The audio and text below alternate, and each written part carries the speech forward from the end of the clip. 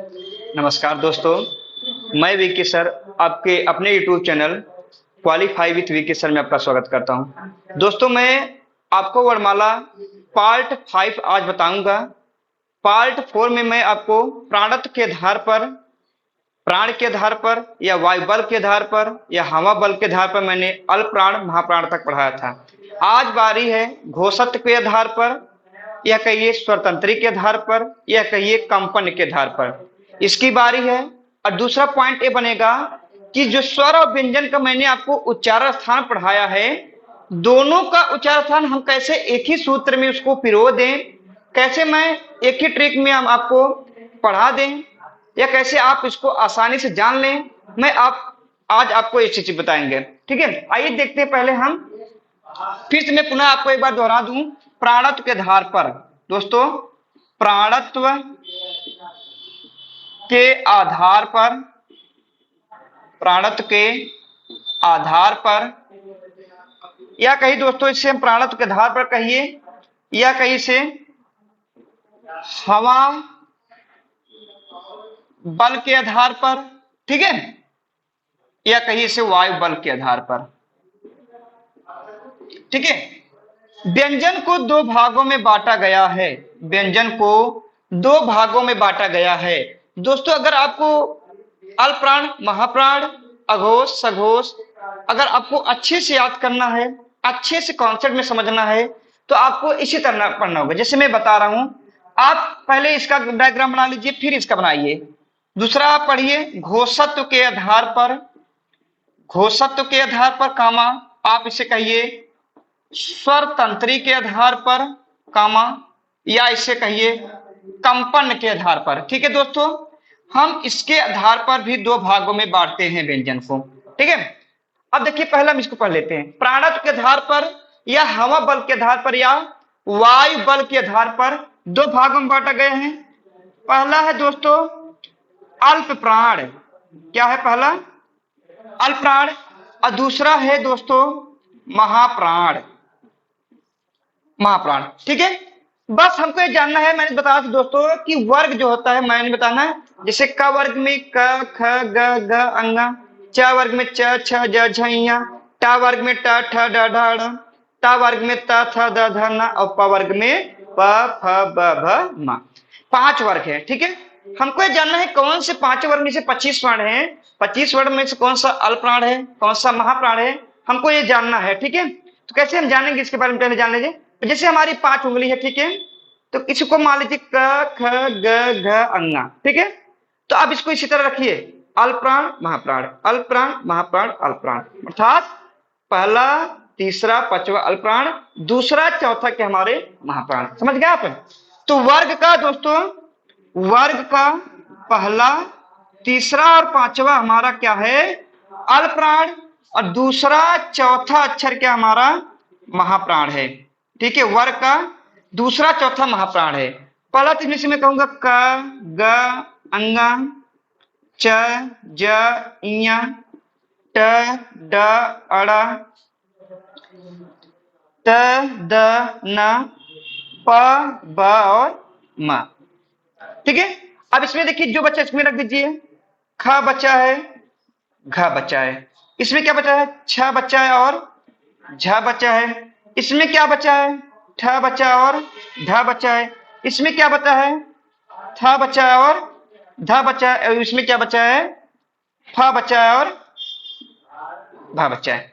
ठीक है, ये वर्ग का बंटवारा मैंने कर दिया। अब ध्यान दीजिए, मैंने आपको ट्रिक बताया था संतुष्ट में व्यंजन वर्णों का विभाजन में।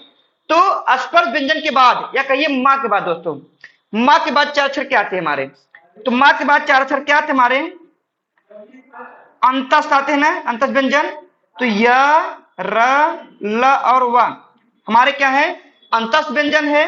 फिर स ख स ह हमारे क्या है? उस व्यंजन। तो य र ल व 4 अक्षर आप अल्प प्राण रख देंगे, और स ख स ह 4 अक्षर महाप्राण रख देंगे। ठीक है, उस वर्ड कहां रखेंगे आप? महाप्राण रखेंगे। बचा हमारे पास क्या? सभी स्वर, सभी स्वर आपके क्या होंगे? अल्प प्राण होंगे। आप कभी क्वेश्चन पूछिए तो अल्प प्राणों की संख्या कितनी दोस्तों? कितनी हमारी? 31 है, और महाप्राणों की संख्या कितनी है हमारे? 15 है। अल्प प्राण वर्णों की संख्या कितनी है? 31, और महाप्राण वर्णों की संख्या कितनी है? 15। समझ गए आप? ये हो गया आपका अल्प प्राण। तो कैसे आप याद करेंगे? आप अपनी उंगली को ऐसे उठा लीजिए पांचों का, तो उंगली से उच्चारण करिए क ख ग घ अंगा। तो अल्प प्राण पहले अक्षर, महाप्राण, अल्प प्राण, महाप्राण, अल्प प्राण, अर्थात पहला, तीसरा, पांचवा अल्प प्राण, दूसरा, चौथा आपका महाप्राण। ठीक है, ये हो गया अल्प प्राण और महाप्राण हो गया दोस्तों। अब आइए देखते हैं हम घोषत्व के आधार पर या कंपन के आधार पर या स्वर तंत्री के आधार पर हम क्या देखेंगे? व्यंजन वर्ण का विभाजन। अच्छा, एक चीज जानते हैं, अल्प प्राण मतलब क्या होता है?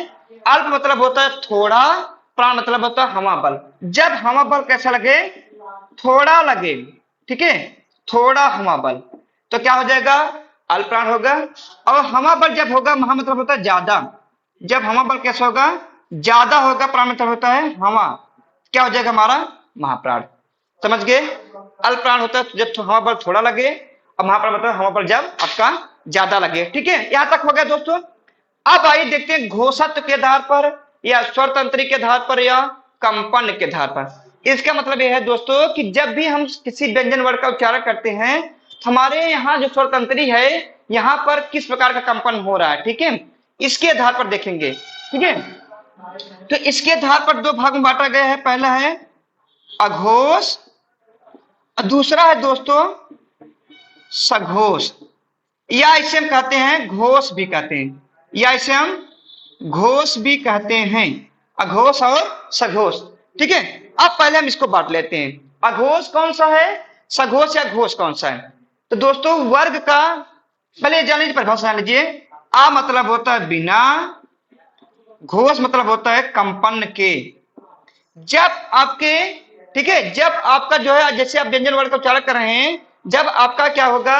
स्वर तंत्री में कंपन नहीं होगा, तो क्या कहलाएगा? अघोष कहलाता है। अघोष मतलब होता है कंपन के साथ, या मतलब सा मतलब होता है साथ, घोष मतलब होता है कंपन के। जब आपके स्वतंत्री में कंपन होगा तो उसे सघोष कहते हैं, और जब कंपन नहीं होगा तो अघोष कहते हैं। यहां तक हो गया। अब आइए हम जैसे अल्प प्राण और महाप्राण को मैंने बांटा, उसी प्रकार हम जो है अघोष और सघोष को बांटेंगे। ठीक है, तो दोस्तों जान लीजिए, वर्ग का पहला और दूसरा अक्षर मतलब क और ख। ठीक है, अघोष, तीसरा, चौथा, पांचवा अक्षर क्या होगा हमारा? सघोष होगा। तो ग घ अंगा। ठीक उसी प्रकार सबका निकाल लीजिए। च छ इसमें, ज झ और इया। इसमें देखिए ट ठ, ड ढ अड़ा। इसमें देखिए त थ, द ध न। इसमें देखिए प फ। अब इसमें देखिए ब भ म। ठीक है, अब यहां तक हो गई दोस्तों। ठीक है दोस्तों, तो हम देखते हैं घोषत्व के आधार पर या स्वतंत्री के आधार पर या कंपन के आधार पर। घोषत्व के आधार पर दो भेद होते हैं, अघोष और सघोष। हम सघोष को ही घोष भी कहते हैं, ध्यान दीजिए। अघोष मतलब होता है बिना कंपन के। जब कंपन नहीं होगा व्यंजन वर्ण का उच्चारण करते समय तो अघोष होगा, और जब कंपन होगा तो हमारा सघोष होगा। तो अब हम कैसे पहचानेंगे कौन सा अघोष है और कौन सा सघोष है? तो ध्यान दीजिए, वर्ग का दोस्तों पहला और दूसरा अक्षर, वर्ग का पहला दूसरा अक्षर अघोष होता है, और तीसरा, चौथा, पांचवा अक्षर क्या होता है हमारा? सघोष होता है। ठीक है, तो जैसे देखिए वर्ग में, किसी का वर्ग में का खा अघोष हुआ, ग घ अंगा सघोष हो गया, च छ अघोष हुआ, ज झ झ इया सघोष हो गया, ट ठ अघोष हो गया, ड ढ अड़ा सघोष हो गया, त थ अघोष हो गया, द ध न क्या होगा हमारा? सघोष। प फ अघोष हो गया, ब भ क्या हमारे हो गए? सघोष हो गया। ठीक है, अब आती मैटर आगे की देखते हैं हम। जैसे मैंने कहा ना कि जो पहला भेद है अल्प प्राण, तो सभी देखिए सभी स्वर आगे एक नीच में यार अलावा। ठीक है, फिर उसी प्रकार माँ के बजाय चार अक्षर, जो चार अक्षर होता है, हम क्या करेंगे? अब इसका उल्टा कर देंगे। जैसे मैं कहूंगा अब यार अलावा आपका सघोष आ जाएगा, य र ल व, आपके क्या हो गए? सघोष हो गए। और स ख स और ह आपके क्या हो गए? अघोष हो गए। ठीक है, नहीं हा को छोड़कर दोस्तों, हा आपका क्या हो गया? सघोष ही है। ठीक है, और दूसरी चीज जो सभी स्वर है आपके, सभी स्वर क्या हो जाएंगे हमारे, सघोष हो जाएंगे। ठीक है, सभी स्वर हमारे क्या होंगे, सघोष हो जाएंगे। ठीक है, यहां तक हुआ कि नहीं, यहां तक हो गया। अब आइए देखते हैं हम कुछ जो है इंपॉर्टेंट जो है तथ्य देखते हैं। ठीक है दोस्तों, कुछ इंपॉर्टेंट तथ्य देख लेते हैं हम, फिर मैं आपको बताऊंगा स्वर व्यंजन का उच्चारण स्थान और एक ही ट्रिक के साथ। ठीक है, उच्चारण स्थान एक ही ट्रिक के साथ कैसे देखा जाता है उसको फिर हम बताएंगे। ठीक है, देखिए दोस्तों क्या होता है, जैसे क्वेश्चन ये बन जाए, क्वेश्चन दोस्तों ये बन जाए कि अरबी और फारसी वर्ड कौन से हैं।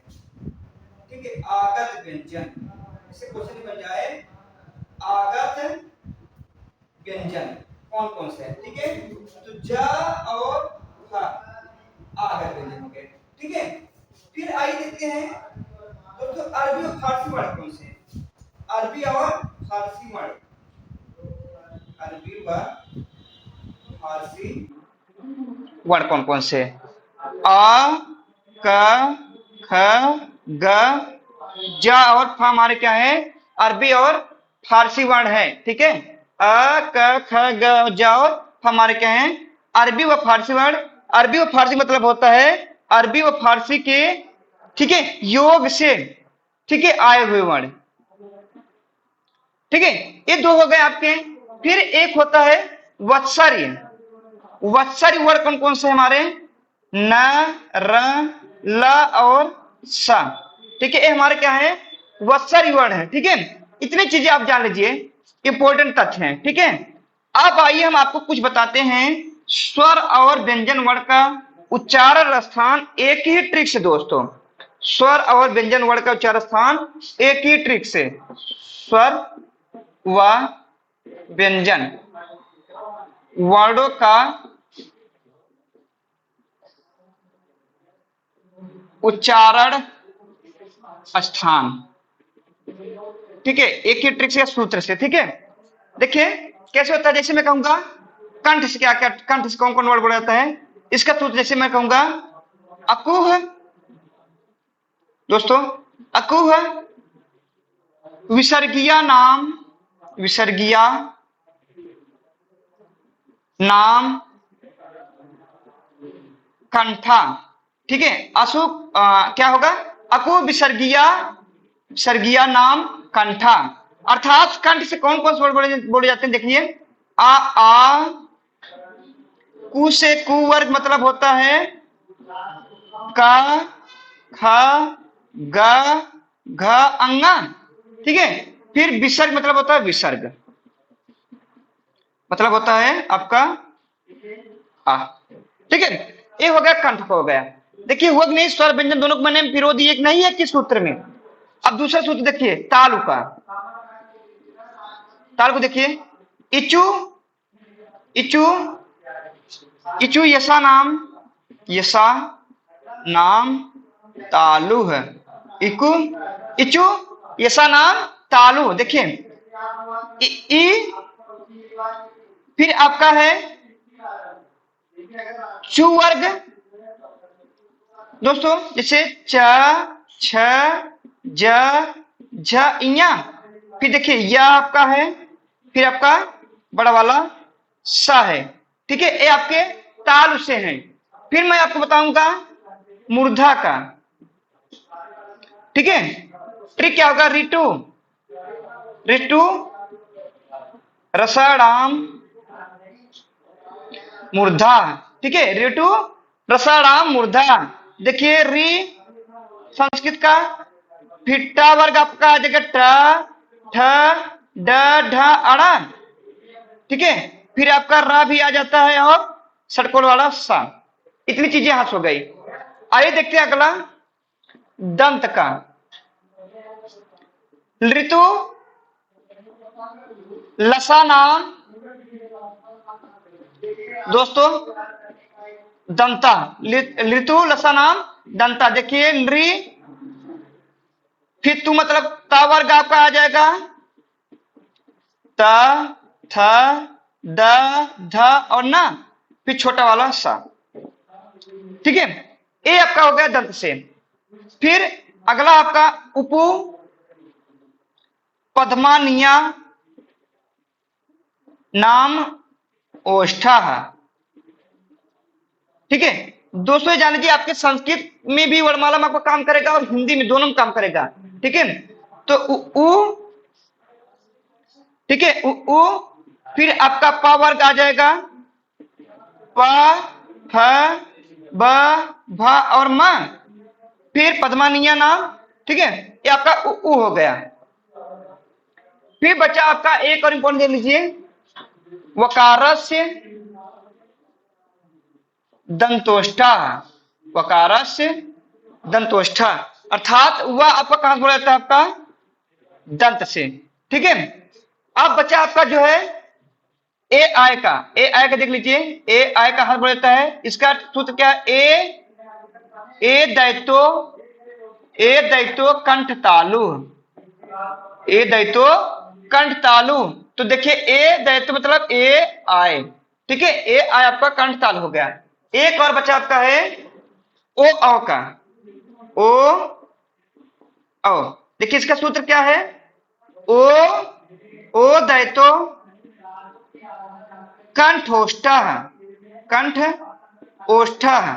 ठीक है, अर्थात ओ औ कहां से बोला जाएगा, कंठ ओष्ठ से। फिर आपका बचा लास्ट इयम अंगड़ा नाम। ठीक है, इयम अंगड़ा नाम नासिका है।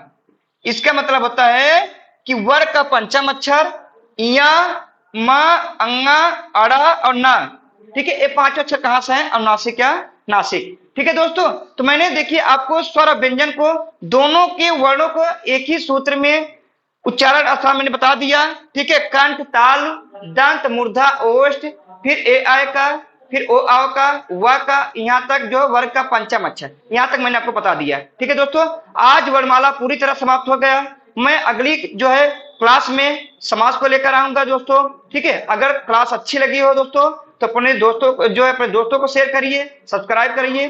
ठीक है दोस्तों, आज के लिए धन्यवाद।